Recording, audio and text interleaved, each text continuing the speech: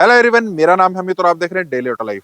जब ईवीज आई थी ना तो सब लोग मतलब पूरी दुनिया बड़े जबरदस्त तरीके से ईवीज की तरफ शिफ्ट हो गई थी। और कंपनीज ने बड़े नंबर दिखाए थे, ऐसा हो जाएगा, ये हो जाएगा, वो हो जाएगा। लेकिन बहुत ही जल्द वो सब फुस टाइप हो गया है। अब सब लोग हाइब्रिड की तरफ जो है शिफ्ट हो रहे हैं। बहुत सारी कंपनीज है, जैसे मर्सिडीज जैसी कंपनी है, जीएम है, फोक्सवैगन है, फोर्ड है। वो सब ने अपने जो प्लान्स है ना ईवीज को लेकर, या जो उसमें इन्वेस्टमेंट करने वाले थे, उनको इन्वेस्टमेंट को कम कर दिया है, कई जगह पर खत्म कर दिया है, कहीं पर उन्होंने होल्ड पर कर दिया है। तो इस तरीके से उन्होंने आगे आने वाले 3-4 साल में संभावना जताई है कि ईवीज की जो ग्रोथ हम सोच रहे थे वो ग्रोथ अब नहीं होगी। इंडिया में भी ये चीज आई है। टाटा मोटर्स इंडिया में सबसे ज्यादा ईवी बनाती है, सबसे ज्यादा बेचती है। उन्होंने भी बोला है कि अगले 2-3 साल में हमारी गाड़ियों की जो ग्रोथ है ना, ईवीज की जो ग्रोथ है, वो 20% कम रहने वाली है। खुद टाटा ने ये बोल दिया है। बहुत सारी स्टडीज आई हैं, बहुत सारे लोग जो 2023 में 30%, 32% लोगों ने बोला था कि हम हाइब्रिड गाड़ी खरीदेंगे, 2024 में 36% ने बोला है, 36% ने बोला है कि हम हाइब्रिड की तरफ जाएंगे।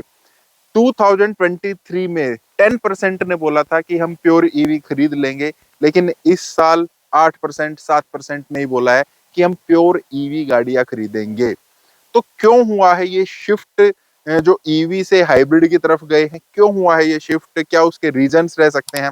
और ईवी को छोड़कर हाइब्रिड पे शिफ्ट होना अच्छा है क्या? दोनों का प्राइस डिफरेंस क्या हो सकता है? रनिंग कॉस्ट क्या हो सकती है? थोड़ा सा दोनों के बारे में हम बात कर लेते हैं।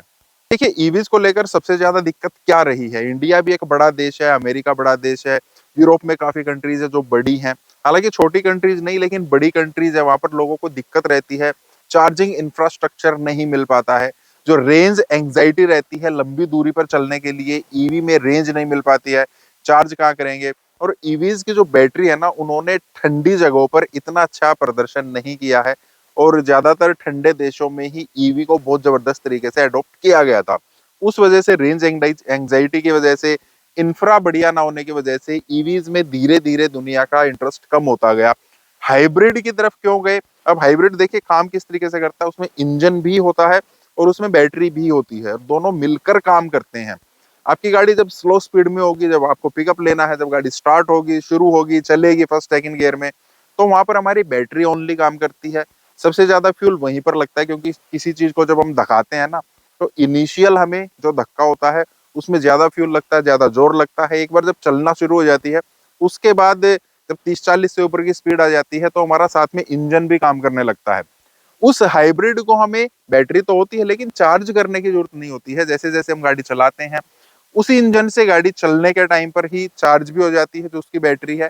और जो हम ब्रेकिंग वगैरह करते हैं, उसमें जो एनर्जी रिलीज होती है वो भी बैटरी को चार्ज करने काम आती है। तो उसमें जो माइलेज है ना, वो 30 से 40% बढ़ जाती है। इंडिया में हाइब्रिड हमारे पास होंडा सिटी आती है, ग्रैंड विटारा मारुति की तरफ से आती है, टोयोटा की तरफ से आती है। टोयोटा की टेक्नोलॉजी है जो मारुति में भी गई हुई है।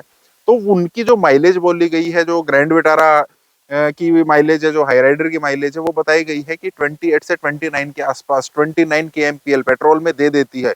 इतनी बड़ी गाड़ियां अगर 25 के आसपास भी दे दे, और दे देती है, 25 दे देती है। वो ईवी की तरह नहीं है कि 400 किलोमीटर बोला गया, 450 किलोमीटर बोला गया और 290-300 के आसपास की रेंज देगी और दम तोड़ देगी। तो काफी अच्छी माइलेज वो दे देती हैं, उस वजह से रेंज एंग्जाइटी नहीं रहती है। और अगर प्राइस की डिफरेंस की बात करें, दोनों को अपफ्रंट अगर हम खरीदने की बात करें, तो दोनों लगभग सेम है अपने पेट्रोल वर्जन से। 4 लाख, 4.5 लाख, 3.5 लाख के आसपास दोनों ही गाड़ियां जो है महंगी पड़ती हैं। ईवीज ले लो या हम हाइब्रिड ले लें, तो उस हिसाब से लोगों को लगता है कि वो थोड़ा सा ज्यादा बेटर है। हाइब्रिड भी जो है ना, वो काफी टाइप की आती है, लेकिन जो ज्यादा फेमस है वो है, एक तो स्ट्रॉन्ग हाइब्रिड बोल देते हैं, एक हम प्लग इन हाइब्रिड बोल देते हैं। इंडिया में प्लग इन हाइब्रिड अभी नॉर्मली अवेलेबल नहीं है। वोल्वो की कुछ एक गाड़ियां हैं जो आई हैं, लेकिन प्लग इन हाइब्रिड इंडिया में अभी इतनी फेमस, वर्ल्ड वाइड इतनी फेमस नहीं है, क्योंकि काफी महंगी टेक्नोलॉजी है। लेकिन जो स्ट्रॉन्ग हाइब्रिड है वो इंडिया में भी आई हुई है। और जब मान लीजिए आप एक फर्ज कीजिए, स्विफ्ट जो है उसमें अभी बोल रहे हैं जो उसका फेसलिफ्ट आएगा, उसमें स्ट्रॉन्ग हाइब्रिड जो है वो आ जाएगी। अब हम मान लेते हैं स्विफ्ट में स्ट्रॉन्ग हाइब्रिड आ गई, 40 kmpl के आसपास की माइलेज क्लेम की जाएगी। 35 उसने दे दी है, 36 दे दी है। अब हाइब्रिड के साथ परफॉर्मेंस भी बढ़ती है, साथ में माइलेज 35 की माइलेज हमें स्विफ्ट जैसी गाड़ी दे रही है। सेफ्टी रेटिंग जो है वो उसकी बढ़िया कर देंगे, और क्या चाहिए। फिर हमें क्या जरूरत है, मतलब आप ये मान के चलिए आप 100 रुपए के तेल में 35 किलोमीटर चल पड़े हैं, सेम लगभग आपको एक जो ईवी है वो दे देती है। रेंज एंजाइटी आपको कुछ भी नहीं रहेगी। और जब आप सिटी में चलते हैं ना, देखिए सबसे बड़ा डिफरेंस क्या आ जाता है, जब हम सिटी में चलते हैं, पेट्रोल डीजल की गाड़ी है, सीएनजी गाड़ी है, जब स्लो स्पीड पर चलेगी सबसे ज्यादा फ्यूल वहां पर खाएगी। हाइब्रिड जितनी ज्यादा स्लो चलेगी, जितनी ज्यादा स्टॉप एंड गो ट्रैफिक में चलेगी, उतनी ज्यादा माइलेज वहां पर देगी। पेट्रोल में कम हो जाती है, हाइब्रिड में ज्यादा हो जाती है। तो उस वजह से भी जो हाइब्रिड है उसकी तरफ दुनिया ज्यादा शिफ्ट हो रही है। एक और चीज जो ईवीज को लेकर दुनिया को बड़ी परेशान करती है ना, वो है ईवी बैटरी की कॉस्ट। अब बहुत जगह पर ये बोला गया है कि ईवी बैटरी बड़ी महंगी मिलेगी, टाटा नेक्सॉन की बैटरी 7 लाख की है, 6 लाख की है, 5 लाख तक का भी रेट आ गया। लेकिन स्टिल अप फ्रंट एकदम से आपकी बैटरी अगर खराब हो गई है और आपको 5 लाख रुपए देने हैं, तो फिर क्या फायदा।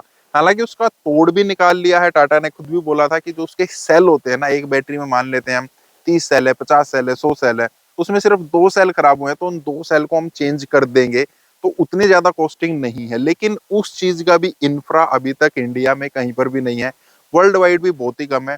तो वो इंफ्रा भी बिल्ड होते होते टाइम लगेगा। तो ईवीज के मामले में मेन चीज तो यही है, एक तो इंफ्रा नहीं है, आप हर जगह चार्ज नहीं कर सकते, और जहां पर चार्जर लगे भी हुए हैं ना, कभी वो काम करते हैं कभी नहीं करते हैं, और मतलब बड़ी परेशानी है। रेंज एंजाइटी बहुत ज्यादा है, उसका भी नहीं पता यार गाड़ी कहाँ तक चलेगी कहाँ नहीं चलेगी। गर्मियों में थोड़ी ज्यादा चल सकती है, लेकिन वहां एसी चलाएंगे तो फिर से रेंज डाउन। ठंडी जगह पर वैसे भी उसकी परफॉर्मेंस डाउन है, ज्यादा लंबे नहीं चल सकते, और बाई चांस कहीं पर बैटरी डाउन हो गई तो आपको चार्ज करने में भी फास्ट चार्जर से भी लगभग 1 घंटा लग जाता है। तीसरा, फिर इतना अच्छा जो परफॉर्मेंस मानते हैं, महंगाई है, उस हिसाब से 17-18 लाख रुपए एक ईवी को देना भी वर्थ नहीं लगता है। इन सब का तोड़ जो है ना, या इन सब का सॉल्यूशन हर किसी को यही लग रहा है कि क्यों ना एक हाइब्रिड ले ली जाए, पैसा हमारा सेम लगेगा। आप भी कमेंट करके बता सकते हैं, क्या हाइब्रिड ज्यादा आपको लग रहा है कि हाँ हमारे पैसे की वैल्यू ज्यादा देगी, या ईवी ठीक है। हालांकि ऐसा नहीं है कि ईवी जो है बिल्कुल खत्म हो गई है टेक्नोलॉजी, उसको अभी थोड़ा और टाइम लगेगा। लगता है कि थोड़ी ज्यादा जल्दी आ गई है, अभी 3-4-5 साल और जो है ईवी की बजाय हाइब्रिड जो है ना वो ज्यादा टाइम मतलब कंज्यूम करेगी, वो ज्यादा उभर कर आएगी। उसके बाद जब इंफ्रा बढ़िया जाएगा, थोड़ी और बैटरी की टेक्नोलॉजी बढ़िया हो जाएगी, उसके बाद मुझे लगता है कि ईवी तब थोड़ी सी ज्यादा बढ़िया हो सकती है। फास्ट चार्जिंग आ जाए फटाफट 10-15 मिनट में, या फिर स्वैप इन जो बैटरी आ जाती है, आप कहीं चार्जिंग स्टेशन पर गए, आपने अपनी बैटरी गाड़ी की निकाल कर दे दी है, दूसरी लगा दी है, सिर्फ 5 मिनट में फटाफट बैटरी आपकी चार्ज है, गाड़ी आपकी तैयार है। तब मुझे लगता है कि ईवी थोड़ा सा बढ़िया हो सकता है, और रेंज भी एक्चुअली ईवी की जो है ना वो बढ़नी चाहिए। एक चार्ज में एटलीस्ट 400 किलोमीटर तो चले, तब थोड़ी सी रेंज एंजाइटी कम हो सकती है। बाकी आप क्या सोचते हैं इस मामले में, वो आप कमेंट करके बता सकते हैं। और आपकी पसंद क्या है, अगर आज आपको 20 लाख रुपए दे दिए जाए, आप ईवी की तरफ जाएंगे या हाइब्रिड की तरफ जाएंगे। सिर्फ ये दो ही ऑप्शन है, कोई तीसरा आंसर मत देना कि मैं डीजल ले लूंगा, मैं तो ये ले लूंगा। सिर्फ दो ही ऑप्शन अगर आपके पास है, तो आप कौन सी गाड़ी लेंगे वो आप कमेंट बॉक्स में बता सकते हैं। बाकी इस टाइप के और वीडियोस के लिए आपकी वीडियो को लाइक करना, चैनल को सब्सक्राइब करना। मिलते हैं नेक्स्ट में, थैंक यू।